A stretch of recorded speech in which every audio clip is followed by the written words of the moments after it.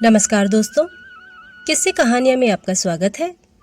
आइए सुनते हैं सुभद्रा कुमारी चौहान की लिखी कहानी एकादशी। शहर भर में डॉक्टर मिश्रा के मुकाबले का कोई डॉक्टर न था। उनकी प्रैक्टिस खूब चढ़ी बढ़ी थी। यशस्वी हाथ के साथ ही साथ वे बड़े विनोद प्रिय, मिलनसार और उदार भी थे। उनकी प्रसन्न मुख और उनकी उत्साहजनक बातें मुर्दों में भी जान डाल देती थीं। रोता हुआ रोगी भी हंसने लगता था। वे रोगी के साथ इतनी घनिष्ठता दिखलाते कि जैसे बहुत निकट संबंधी या मित्र हो। कभी कभी तो बीमार की उदासी दूर करने के लिए, उसके हृदय में विश्वास और आशा का संचार करने के लिए वे रोगी के पास घंटों बैठकर न जाने कहां कहां की बातें किया करते।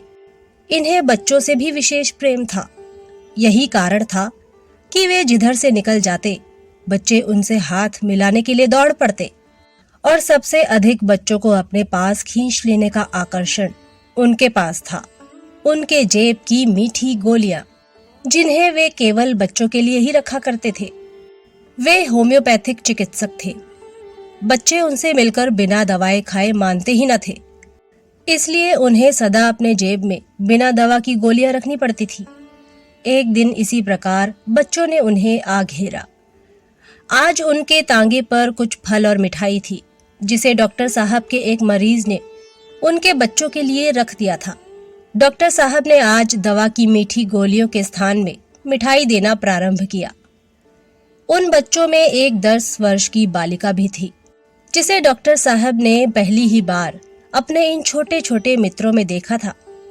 बालिका की मुखाकृति और विशेषकर आंखों में एक ऐसी भोली और चुभती हुई मोहकता थी कि उसे स्मरण रखने के लिए उसके मुंह की ओर दूसरी बार देखने की आवश्यकता न थी।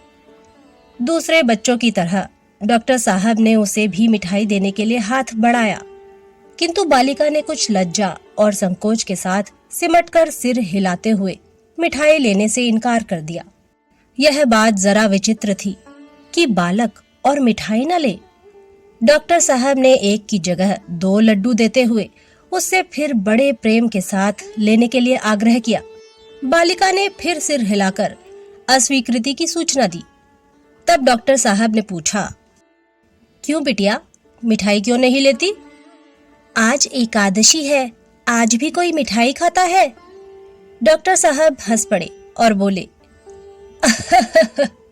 यह इतने बच्चे खा रहे हैं सो आदमी खा सकते हैं, औरतें नहीं खाती। हमारी दादी कहती हैं कि हमें एकादशी के दिन अन्न नहीं खाना चाहिए। तो तुम एकादशी करती हो? क्यों नहीं, हमारी दादी कहती हैं कि हमें नेम धर्म से रहना चाहिए। डॉक्टर साहब ने दिन में बहुत से रोगी देखे, बहुत से बच्चों से प्यार किया और संभवतः दिन भर वह बालिका को भूले भी रहे। किंतु रात को जब सोने के लिए लैंप बुझाकर वे खाट पर लेटे, तो बालिका की स्मृति उनके सामने आ गई।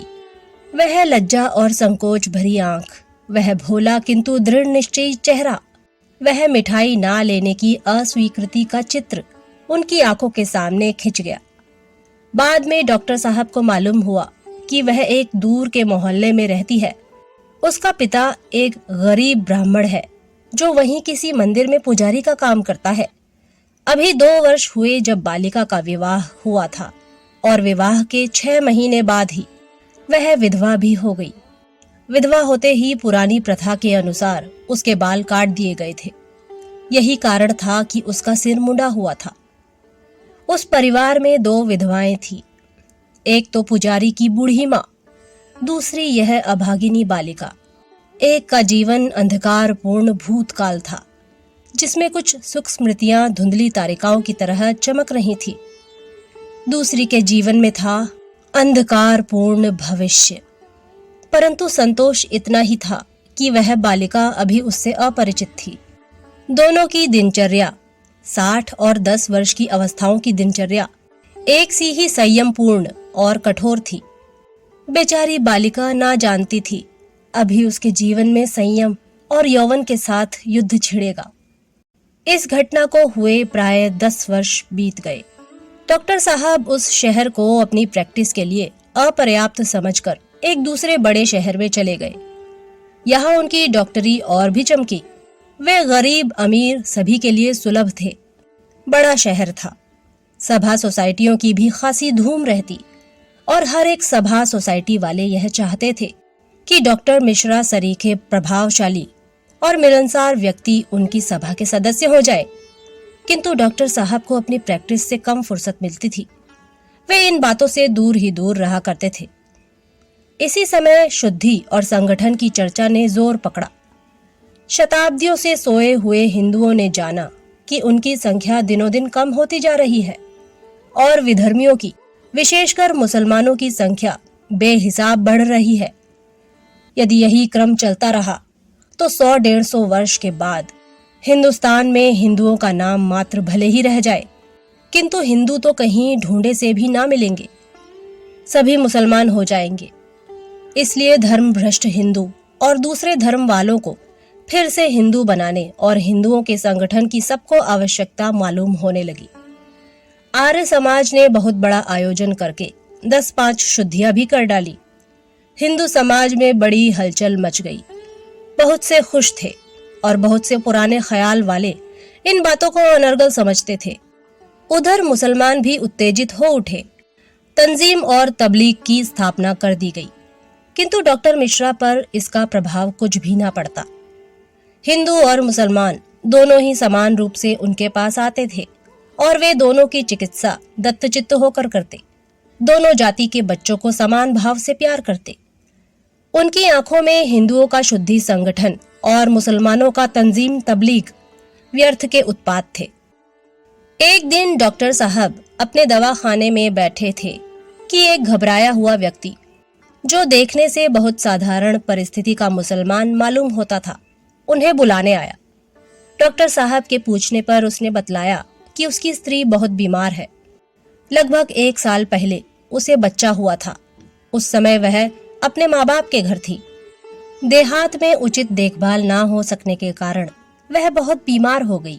तब रहमान उसे अपने घर लेवा लाया, लेकिन दिनों दिन तबीयत खराब ही होती जाती है। डॉक्टर साहब उसके साथ तांगे पर बैठकर बीमार को देखने के लिए चल दिए। एक तंग गली के मोड़ पर तांगा रुक गया। यहीं जरा आगे कुलिया से निकलकर रहमान का घर था। मकान कच्चा था। सामने के दरवाजे पर एक टाट का पर्दा पड़ा था, जो 2-3 जगह से फटा हुआ था। उस पर किसी ने पान की पीक मार दी थी, जिससे मटियाला सा लाल धब्बा बन गया था। सामने जरा सी छपरी थी और बीच में एक कोठरी। यही कोठरी रहमान के सोने उठने बैठने की थी और यही रसोई घर भी थी। रहमान बीड़ी बनाया करता था। गीले दिनों में यही कोठरी बीड़ी बनाने का कारखाना भी बन जाती थी, क्योंकि छपरी में बौछार के मारे बैठना मुश्किल हो जाया करता था।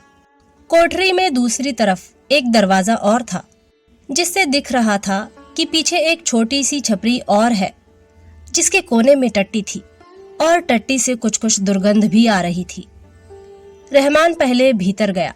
डॉक्टर साहब दरवाजे के बाहर ही खड़े रहे। बाद में वे भी रहमान के बुलाने पर अंदर गए। उनके अंदर जाते ही एक मुर्गी जैसे नवागंतुक के भय से कुड़कुड़ाती हुई, पंख फटफटाती हुई डॉक्टर साहब के पैरों के पास से बाहर निकल गई।